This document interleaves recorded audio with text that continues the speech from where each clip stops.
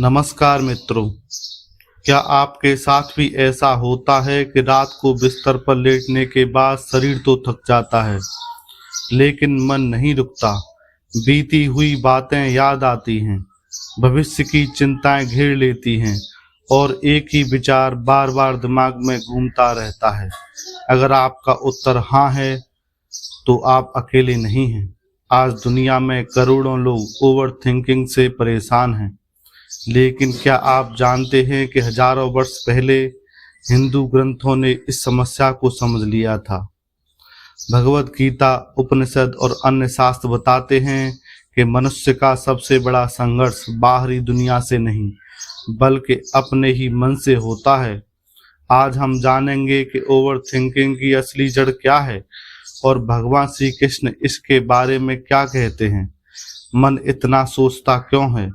हम अक्सर सोचते हैं कि ज़्यादा सोचने का कारण हमारी परिस्थितियां हैं, लेकिन गीता कहती है कि समस्या परिस्थितियों में नहीं, मन की अवस्था में होती है। मन का स्वभाव है भटकना। वह कभी अतीत में जाता है, कभी भविष्य में। वर्तमान में टिकना उसे सबसे कठिन लगता है।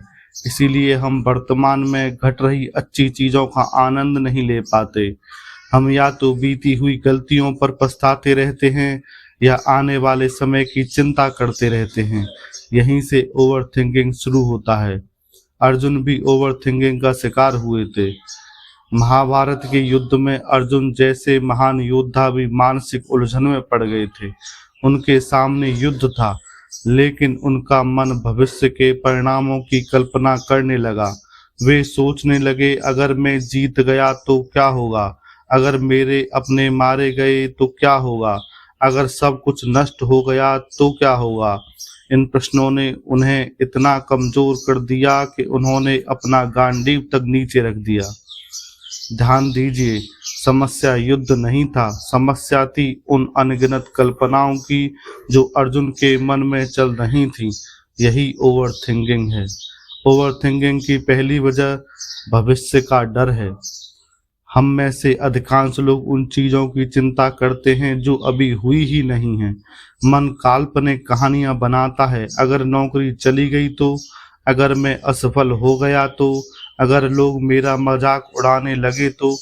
लेकिन वास्तविकता यह है कि इन चिंताओं का अधिकांश हिस्सा कभी सच ही नहीं होता। फिर भी हम अपना वर्तमान खो देते हैं। श्री कृष्ण सिखाते हैं कि भविष्य की चिंता करने से भविष्य नहीं बदलता, लेकिन वर्तमान अवश्य खराब हो जाता है। दूसरी वजह थी परिणाम से आसक्ति। भगवत गीता का सबसे प्रसिद्ध संदेश है, कर्मण्येवाधिकारस्ते मा फलेषु कदाचन। अर्थात तुम्हारा अधिकार केवल कर्म पर है, फल पर नहीं।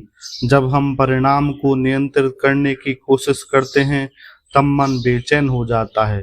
हम बार बार सोचते हैं, क्या होगा, कैसे होगा, अगर ऐसा ना हुआ तो। यहीं से मानसिक तनाव पैदा होता है। कर्म पर ध्यान देने वाला व्यक्ति शांत रहता है, फल पर अटकने वाला व्यक्ति चिंतित रहता है। तीसरी वजह है स्वयं को विचारों से जोड़ लेना। हिंदू दर्शन कहता है कि आप अपने विचार नहीं हैं, आप उनके साक्षी हैं। लेकिन हम क्या करते हैं, जो मन में आते हैं उन्हें ही अपनी पहचान बना लेते हैं। एक नकारात्मक विचार आया और हमने मान लिया कि यही सच है। एक डर आया और हमने मान लिया कि यही हमारा भविष्य है। यही गलती होती है। हमारे विचार आते हैं और चले जाते हैं, लेकिन हम उन्हें पकड़ कर बैठ जाते हैं। श्री कृष्ण मन को दबाने की बात नहीं करते, वे मन को दिशा देने की बात करते हैं। पहला उपाय है वर्तमान में जीना। जब आप वर्तमान कार्य पर पूरा ध्यान देते हैं, तब मन भटकन कम होने लगती है। दूसरा उपाय है ध्यान। ध्यान का अर्थ केवल आंखें बंद करना नहीं है। ध्यान का अर्थ है मन को बार बार एक केंद्र पर लाना। तीसरा उपाय है ईश्वर स्मरण। जब मन बार बार भगवान के नाम का स्मरण करता है, तब नकारात्मक विचारों की शक्ति कम होने लगती है। एक छोटी सी कहानी है। एक संत के पास एक युवक आया। उसने कहा, गुरुदेव, मेरा मन कभी शांत नहीं रहता, संत उसे नदी के किनारे ले गए। उन्होंने पानी में एक लकड़ी डालकर कहा, इसे पकड़ कर रखो। युवक ने लकड़ी पकड़ ली। कुछ देर बाद उसके हाथ थकने लगे। संत बोले, अगर छोड़ दोगे तो क्या होगा? युवक बोला, लकड़ी बह जाएगी। संत मुस्कुराए और बोले, तुम्हारे विचार भी ऐसे ही हैं। समस्या विचार नहीं है, समस्या यह है कि तुम उन्हें पकड़कर बैठे रहते हो। ओवर थिंकिंग का समाधान विचारों से लड़ना नहीं है, समाधान है उन्हें समझना। जब हम भविष्य के डर को छोड़ते हैं, जब हम परिणाम की आसक्ति कम करते हैं और जब हम स्वयं को विचारों का साक्षी मानते हैं, तब मन धीरे धीरे शांत होने लगता है।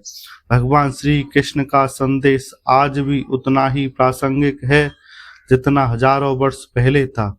याद रखिए, मन एक उत्कृष्ट सेवक है, लेकिन एक खतरनाक मालिक भी है। उसे दिशा दीजिए, वह आपका मित्र बन जाएगा। और अंत में जब मन भगवान में स्थिर हो जाता है, तब चिंताएं नहीं, केवल शांति शेष रह जाती है। जय श्री कृष्ण। धन्यवाद।